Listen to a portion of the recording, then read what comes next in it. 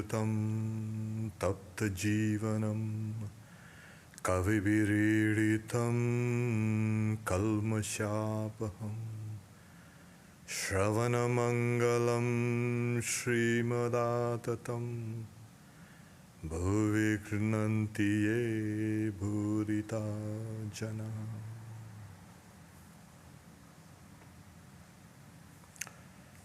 To our lives that are scorched, your words are like nectar. They destroy sin, they are auspicious to hear. They are praised by the sages. Those who spread thy glories, O Lord, are the greatest benefactors of humanity. The Gospel of Sri Ramakrishna, page 416. The chapter is a day in Dakshineshwar.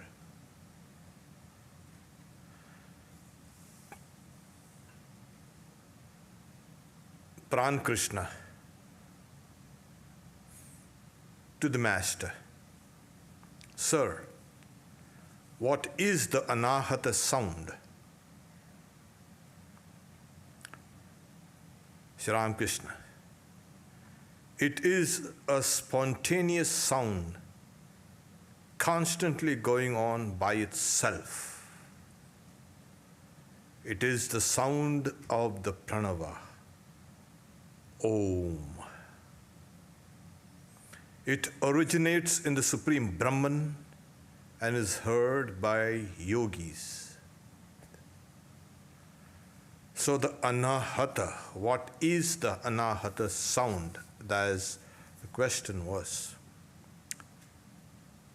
Hatha is anything that's struck, two things that strike together and a sound that arises from the striking. Anahata is the unstruck sound. So this sound pervades the universe. It is also called the sound of Brahman. It is heard in the deepest recesses of meditation.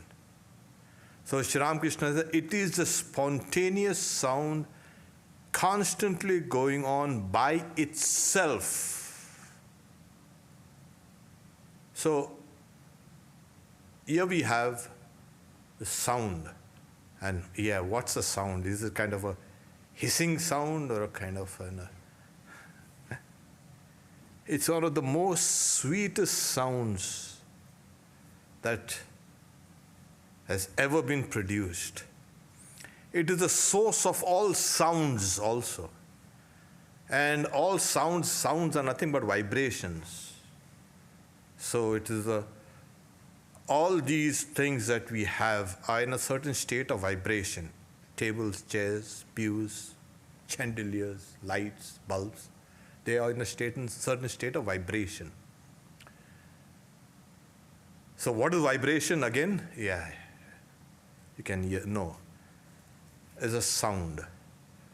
So this sound, in one of the poems of Swami Vivekananda, he speaks about it as if it's like a cosmic motor that's spontaneously going on and generating all these sounds. It was spoken about in the Greek philosophy, amongst the Greeks, as the music of the spheres. This is that sound. It's one of the most sweetest sounds. Swami Turiyananda, when he was visiting a temple in eastern India called the Jagannath, as he entered a temple, he felt there was a spontaneous sound that I heard that emerged from my heart. And it was so sweet and I felt so uplifted, and that's what happens. So you feel kind of uplifted away from everything mundane. The idea is the sound itself has a source, which is that supreme reality. So you need to follow the sound and go back to its source. Sri Ramakrishna in another place gives the example of the sound of Om. But he's saying Om, it's more like Tum. Okay. That sound disturbs the causal waters and from where everything emerges. So this sound is constantly going on by itself. And it is the sound of the pranava, pranava. That is the old name for the sound of Om. It originates in the Supreme Brahman and is heard by yogis. So it emerges from the Supreme Brahman. So you follow the trail and you merge in that and you emerge out of it. Is heard by yogis. People immersed in worldliness do not hear it. Obviously, because the mind is so whipped with so many thought currents and so many preoccupations and so many distractions that you can't hear it. So it is there within each and every one of us. It's not that there's something there that needs to be acquired. No, it's a natural sound that resonates within you, within each and every living organisms. It's only that humans are the epitome of all the organisms, and we know what we are. They are so distracted. So we are just drawn out by the senses, whether taste and touch and smell and sight. When these are shut, then it's easy to follow that trail. Okay. Now from the Supreme Brahman, Om also is, as I say, the creation and preservation and destruction, or the waking and the dream and the deep sleep. It's interpreted in many ways. So even the sound Om has its lows and highs and once again lows. It starts with a small kind of sweet rumble and then grows and grows and grows into a kind of crescendo, and then again it tapers down. And it's cyclic. You can hear that sound over and over and over and over. There was one monk, there is a monk, who went, he visited another monk, a very senior monk, and also a disciple of the Holy Mother. So this young monk, he was young then, he says, we have heard that you can hear this sound called the Anahata. Can you tell us about it? And the old Swami, who was kind of, yeah, don't you hear it?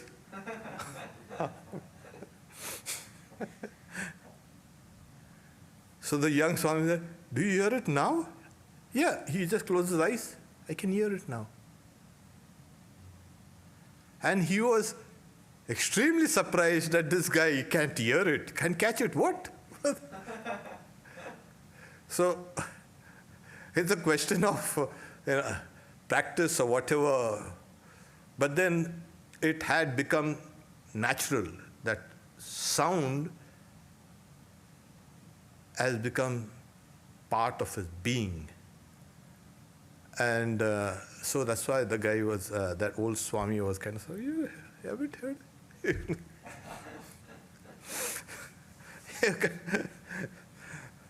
when he was telling us about it, and yeah, he can.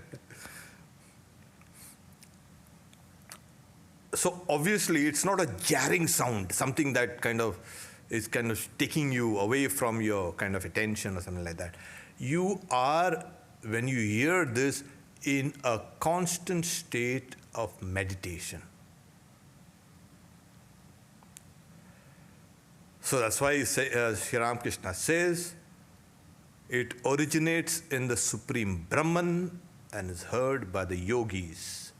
And this is one of the reasons why also the Upanishads say that this sound is symbolic of the reality.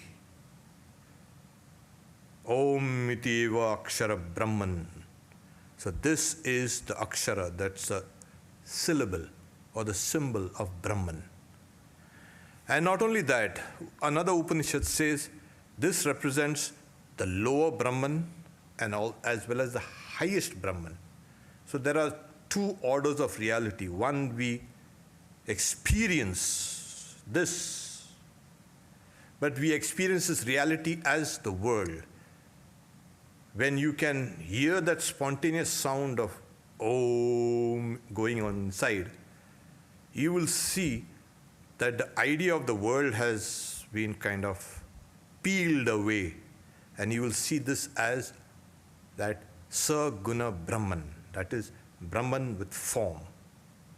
And then as you go deeper and deeper and deeper, like everything, you try to go deeper into this form.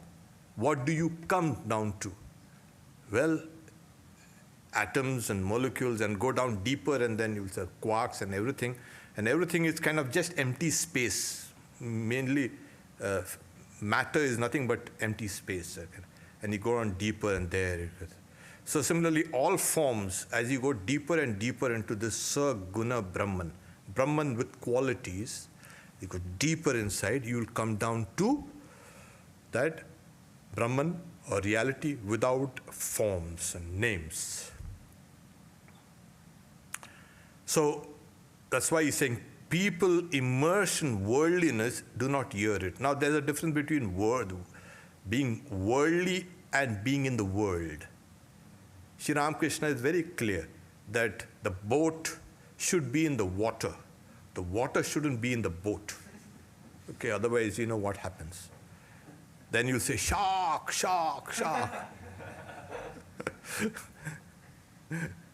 So that's what you got to be. A yogi alone knows that this sound originates both from his navel and from the Supreme Brahman resting on the ocean of milk. Now this needs a little explanation, a little clarification. A yogi. Now it could mean any karma yogi or a bhakti yogi or a jnani yogi. So these are artificial distinctions. As you come down, you converge from the circumference down to the center. You gravitate towards center, you get closer and closer, you become a yogi. All the distinctions which were there on the outskirts of yoga have all disappeared. So yogi alone knows that this sound originates both from his navel, ear, and from the Supreme Brahman. That is what they say. This is the microcosm, and that is the macrocosm. This, okay. What is in the microcosm is also in the macrocosm. Swami Vivekananda, in one of his experiences, he was in a place in the Himalayas called Almora. And there's a place out there called, there's a river out there. We've been to that place. It's such a wonderful place. There's an old temple and there's an old cremation ground. And absolute silence. Just the water kind of gurgling down the slopes. So Swami Vivekananda, there's an old, you can say, tree there. It's called a peepal tree, Ashwatha tree. we sat down and meditated. And then he went into a very deep state of meditation. And with him was Swami Akhandananda, his brother disciple, because they were both traversing those areas. So Swami Vivekananda writes, he tells Swami Akhandananda, he used to call him Ganga, Ganges. One of the greatest problems of my life has been solved here, sitting down under this tree. I have seen the universe vibrating in an atom. The microcosm and the macrocosm are built on the same plan. It is the living body, Prakriti, is embracing the living consciousness, like Kali embracing Shiva. So this experience of his was later translated into his lectures, especially in those two lectures called the Microcosm and the Macrocosm. And Microcosm, and then the next one, Macrocosm, these two lectures in the Jnana Yogas. And you see at the, you can say, surface that he's speaking about these two being connected. There cannot be any kind of break between this, the navel, spontaneously. Is the navel? Oh, no, it's not navel.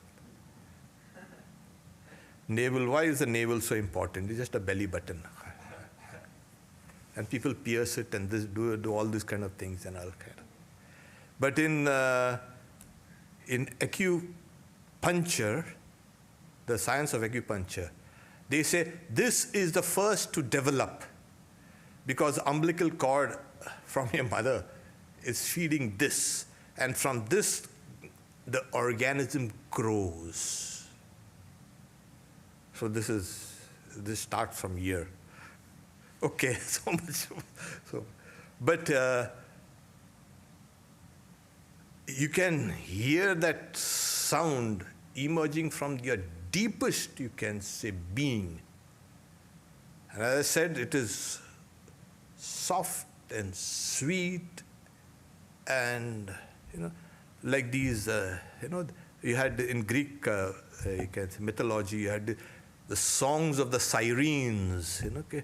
They used to sing so beautifully, and all these guys, they used to go toward the sound and get shipwrecked, on the show. So in the Jason and the Argonauts, he's saying, I want to hear that sound. He put a wax on in every sailor's ears and plugged them. You don't hear that sound. And you tie me up on the mast, I'm going to hear it.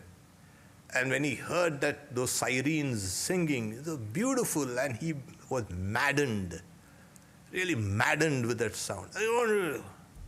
Let me down. These guys are, what do you say? Okay, stay up there. But this sound is not maddening, of course. It just concentrates your mind, and music is such, that kind of it lifts you. Music is embedded in our biology and neurology and everything. And if you listen to the sounds of this world, they're so beautiful. The whole system of Indian music has emerged from listening to the sounds of nature. When it's early morning, the sound is different. So they had something called a raga, the morning raga. Late morning, there's another raga. And then there's a counterpart, ragini also, the male and the female. And a little later in the morning, the sound is different. By afternoon, the sound is different. And on and on. So the whole day has got different, you can say, musical rhythms. And this is the origin of the Indian music, ragas. That's why it's never, no music is ever written down. Indian music, it's like, no. You memorize it, listen, and then you can do those variations. There was one Swami who, in one of our centers in the Himalayas, he used to sit down quietly and just listen to this music, sounds. Okay. And he used to get so deeply absorbed. So this sound, this music is the fabric of this universe, if we can catch it. So everything has a musical note. You can be represented as a tune, a variation from the general class of music or sound. You kind of extract from that general store and you play your own music. So your life is a music. You better play it properly. Okay. And the whole thing is like an orchestra.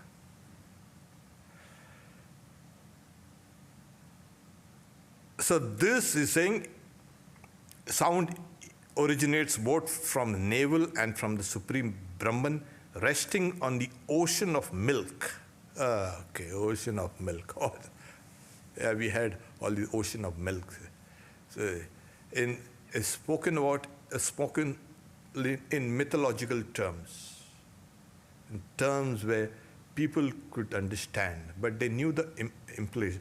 The footnote here is, according to Hindu mythology, after the dissolution of the universe and before the next creation, so the dissolution and before the next creation can start, you must understand it's not a separate creation.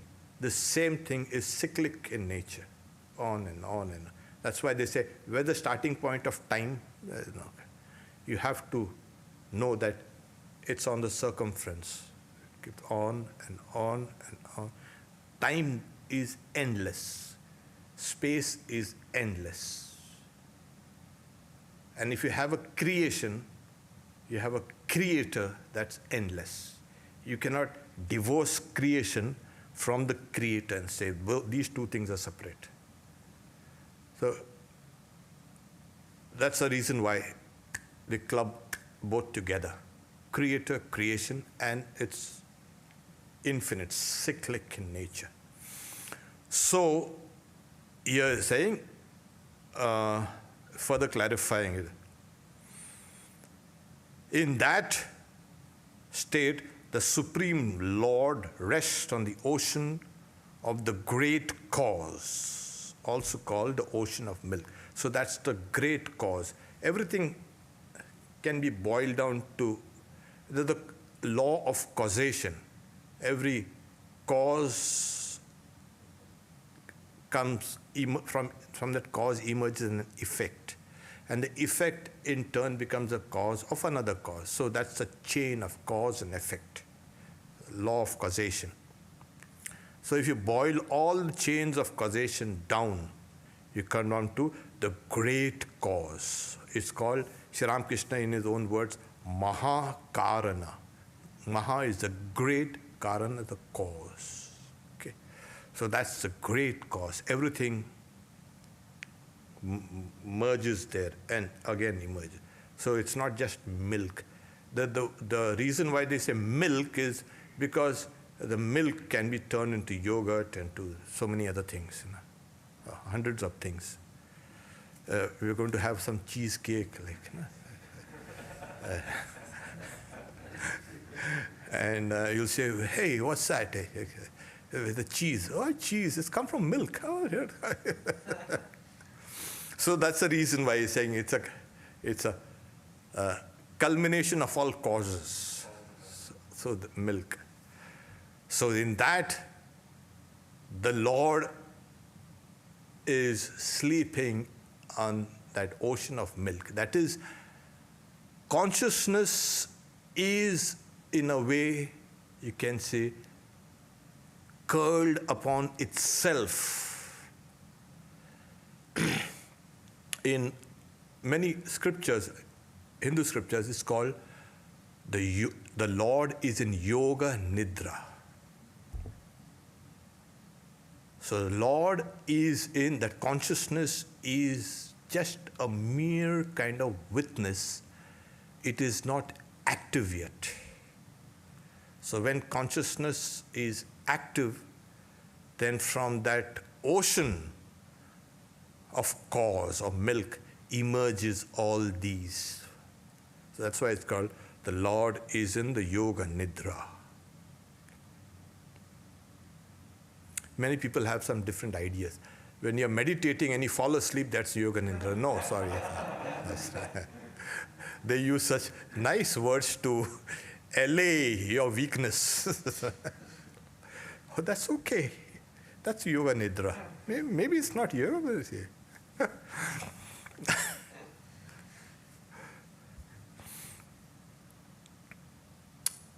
So this is the Anahata sound.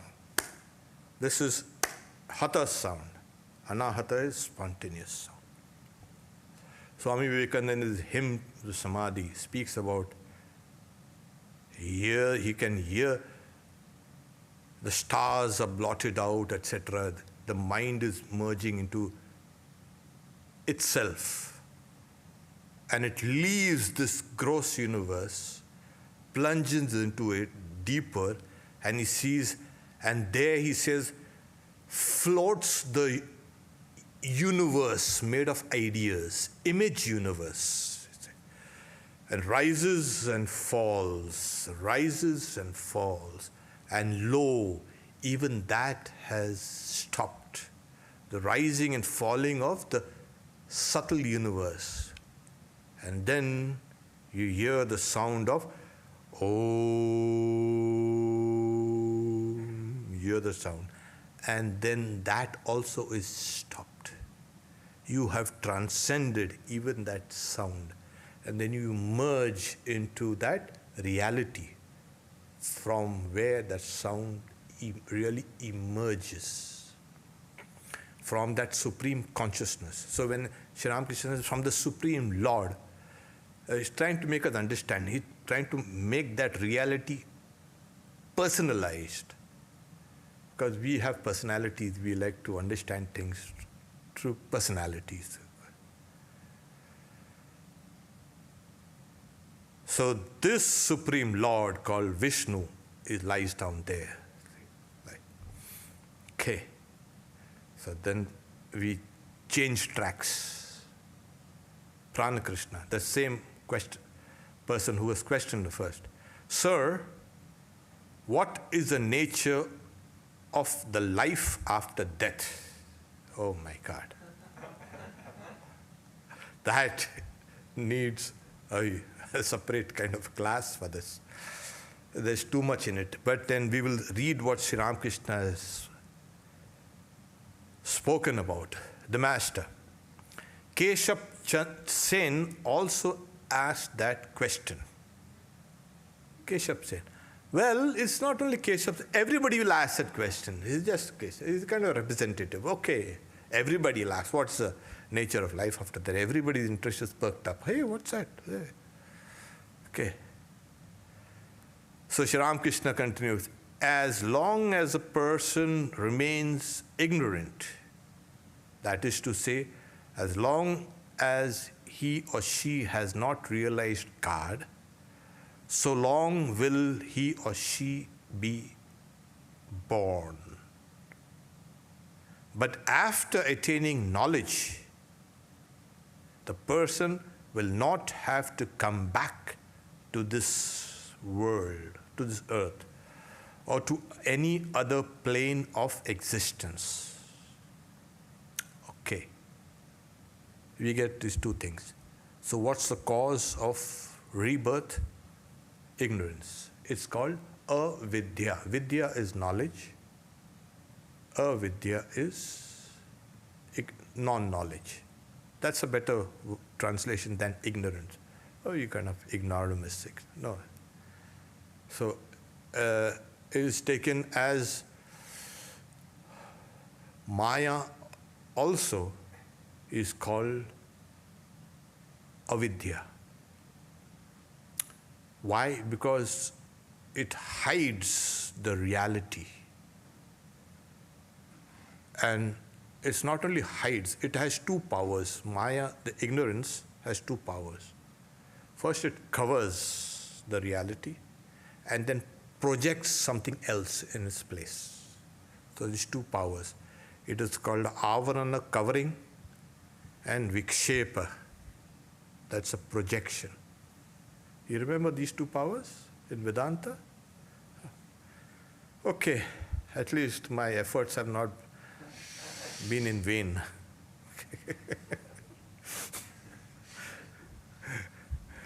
So it is not something that, what's ignorance? Ignorance. Is it an entity? Is it a non-entity? What? So the Vedanta says it's neither an entity because it will make it real, and at the same time it's not a non-entity, seeing that it has produced all these things. So is it a mixture of entity and non-entity? No. Say sannapi, asannapi, ubhayatmikanu. It's not existence, it's not non-existence, it's not a mixture of existence and non-existence, because that's a contradiction in terms. So Vedanta itself brush it away as that it is indescribable, anirvachaniya. You try to describe something and it's always you fall short of it. You try to describe this table, you will always fall short of the perfect description. You always fall short. It's like everything is kind of enveloped in a kind of a haze, a mist. And we try to push that haze of mist of ignorance. You had a great statement. Oh, yeah, this table is made of wood in the morning. You remember? Okay. Yeah, there are many things that have gone into it. So you can never have perfect objective knowledge, nor can you have perfect subjective knowledge. There is always a kind of a halo around things. Talking about halo and auras. And through our efforts, we try to push back on this ignorance that suffuses everything. And as we push, and we push, and we push, we gain knowledge. And we are pushing back ignorance. But this is a temporal pushing back of ignorance. Similarly, as you practice yoga, you're pushing back on ignorance. You don't need to describe it. The Lord Buddha, in one of his teachings, he says, a person suddenly finds himself shot with an arrow. That person is not going to deliberate. Is it a poison-tipped arrow? Right? Is the person who shot my enemy? What wrong did I do? He will not go to sit down and bring out the laws of karma, etc., etc. That guy will try to extract it, pull it out. Okay? Which is the dangerous thing. But then all these thoughts do not come out there. So similarly, when you want the reality, keep the reality focused there in your mind and move towards it, and ignorance will give way. So this is how we proceed. So this ignorance, the very fact that it can be dismissed with the rise of knowledge, Maya. What is Maya? It's a combination of two words. Ma is no. Ya, which is not. Maya, that which is not, that which does not exist. So for a thing to exist, it has to exist in the past, present, future. And the moment you get, the knowledge dawns within you, that screen, that haze, that envelops everything, disappears. So it has an end. It's beginningless. So let's not go into it. So ignorance is this. So this covers everything up. Everything up. And as we push back and push back and push back and push back, you're revealing more and more of yourself. One day you push hard enough and it goes away for you. And then there is no more rebirth for you. So the ego disappears.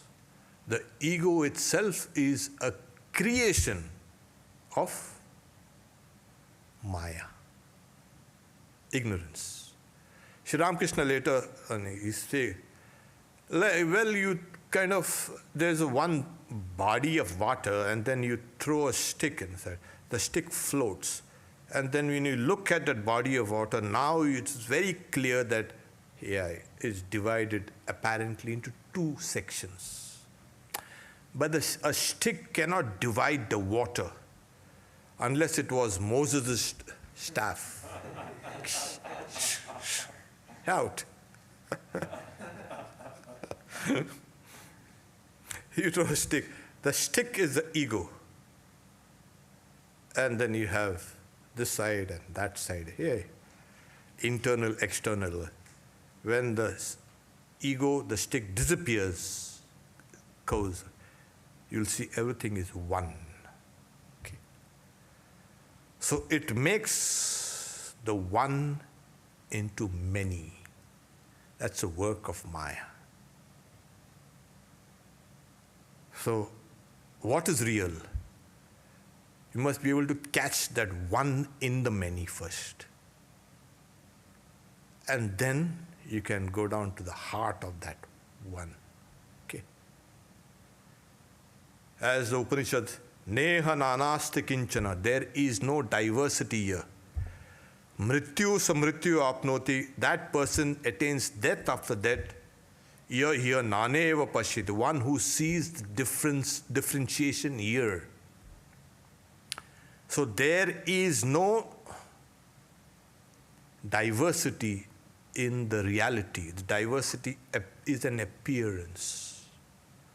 When you give up that appearance, you give up the idea, you come out of the whole wheel of samsara, as they say. Samsara is birth and death and birth and death and birth and death. Later on, when you come away from the whole thing, you will see the whole thing as a huge dream-like existence that you thought was real. You are passing from this to that and this to that, and it will appear as dream-like. It's not a dream. That's why the word uses swapnavat, like a dream. That is, it ends, and then you know the truth. When you wake up from the dream, you know that you were dreaming. So when you wake up from this dream-like existence, you know the reality. Okay? Om Shanti Shanti Shanti Harihi Om Tat Sat Sri Ramakrishna Arpanamastu.